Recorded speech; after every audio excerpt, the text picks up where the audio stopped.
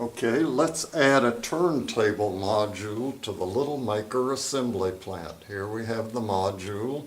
Here we put it down here, and then we thread it.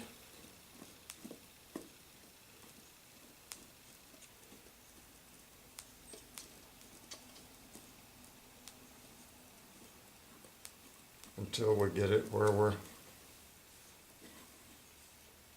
more or less content with where we are. Now let's load this thing up with some legs. We're going to do a little construction project here. Now let's say we want some blue legs. We put them on the belt. Then we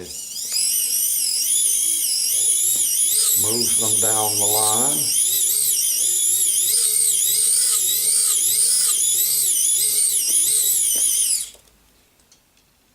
Pick up a body, assemble it,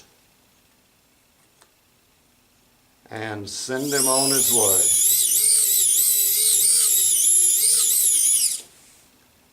Now we're ready for the next guy.